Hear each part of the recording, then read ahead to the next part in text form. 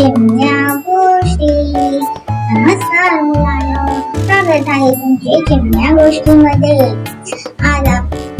आज मी सांगणार आहे तुम्हाला ब्राह्मणी आणि मुंगूस ही गोष्ट आपल्याला शिकवते. विचार करा आणि घाईने कधीही करू नका. चला तर मग ऐकूया गोष्ट.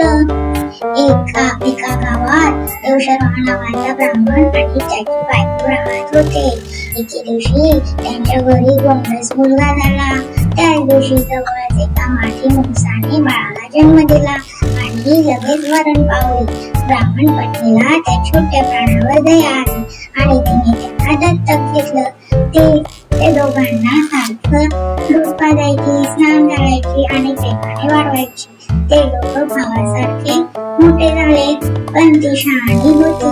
तो प्राणी आहे, कधीही त्याची सवय बदलू शकते, म्हणून ती ब्राह्मणी नेहमी त्याच्यावर लक्ष ठेवायची. एक दिवस ती पाणी आणायला निघाली. तिने मुलाला झोपवलं आणि नवऱ्याला सांगितलं, मुंगसाकडे लक्ष ठेव, त्याने मुलाला त्रास देऊ शकेल. पण ब्राह्मण गाफील होता. तो काहीही न सांगता भिक्षा मागायला निघून गेला. आता घरात बाळ आणि मुंगूस होतं. तेवढ्यात एका विषारी सापाने घरात प्रवेश केला आणि बाळाच्या झोपाळ्याजवळ जाऊ लागला.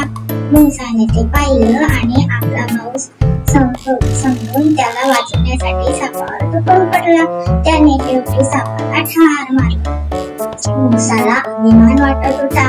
तो बाहेर थांबला आणि वाट बघत राहिला ब्राह्मणीच्या परत येण्याची आणि तिला ती दाखवण्याची. ब्राह्मणी परत येते आणि रक्ताने माखलेला मुंगूस पाहते. तिला वाटतं त्याने माझं बाळ मारलं. राग आणि दुःखात तिने जोर खांदा त्याच्यावर फेकला आणि मुंगूस जखमी झाला. ती आता आत धावते आणि पाहते तर काय, बाळ शांत झोपलेलं होतं आणि साप तिथे बाजूला मेलेला होता. ती खूप रडते. आपण ज्याला मुलासारखं वाढवलं त्याच्यावर अन्याय केला. ब्राह्मण परततो. ती त्याला सगळं सांगते.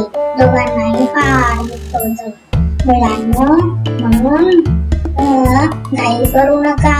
आधी विचार करा आणि मगच कृती करा. धन्यवाद. कशी होती गोष्ट?